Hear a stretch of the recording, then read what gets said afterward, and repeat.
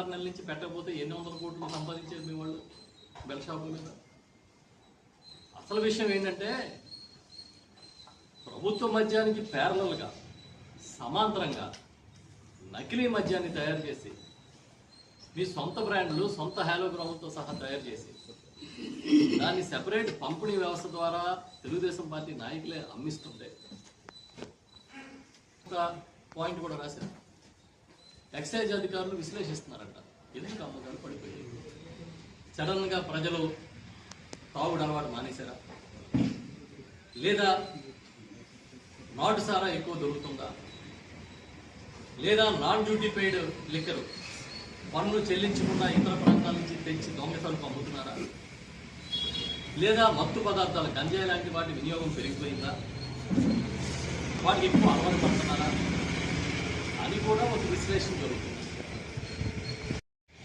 మీకు తగ్గిన అమ్మకాలు ఎందుకు తగ్గినాయి అనేది కూడా మీరు నమ్మలేకపోతారు. అంటే మీ గవర్నమెంట్కి తెలుసు మీరేమీ పెద్ద ప్రయత్నం చేయలేదు మద్యం అలవాటు మాన్పించడానికి, మరి ఎందుకు తగ్గిపోయినాయి, ప్రభుత్వం ఆదాయం ఎందుకు ఓడిపోయిందని మీరే మల్లగొల్లాలు పడుతున్నారని ఆ వార్తలోనే సారాంశం ఉంది. మద్యం అమ్మకాలు ఎందుకు పడిపోయినాయి, లక్షలాది బాటిల్స్ నకిలీ మద్యాన్ని తయారు చేసి మీరు పేదలకు అమ్ముతున్నారు కాబట్టి ఎక్కడ వినియోగం తగ్గినట్టు మాకేం కనిపించట్లేదు. లేదా అందుబాటులోకి మీరు విశ్లేషించుకుంటున్నట్టుగా నాన్ డ్యూటీ పెయిడ్ అన్నా వస్తూ ఉండాలి, నాటు సారా అన్నా దొరుకుతూ ఉండాలి, లేదంటే ఇంకొక అడుగు ముందుకేసి మొత్తం మందులన్నా సప్లై జరుగుతూ ఉంటాం.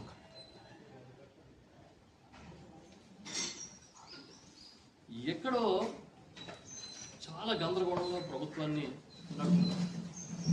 ఇప్పుడే సూటిగా అడుగుతున్నారు, సచివాలయం అనేది ఒక విజన్ యూనిట్ అని చంద్రబాబు నాయుడు ఒప్పుకున్నారు కదా.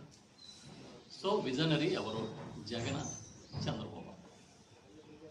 జగన్ గారు తీసుకొచ్చిన విజన్ యూనిట్ అని చంద్రబాబు నాయుడు గారు మాట్లాడిన తర్వాత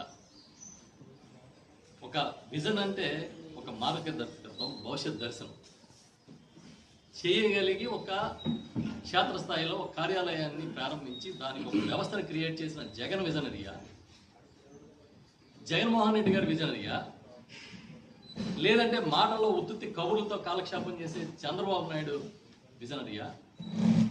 ఆయన మాట కూడా తెలిపింది కదా. ఇవాళ క్షేత్రస్థాయిలో ఆర్బీకేలు క్రియేట్ చేశారు రైతుల కోసం, సచివాలయాలు పాలనా వ్యవస్థ కోసం క్రియేట్ చేశారు, ఇంటింటికి సప్లై చేయడం, ఇంటింటికి సేవలు అందించడం కోసం వాలంటీర్ వ్యవస్థని క్రియేట్ చేశారు.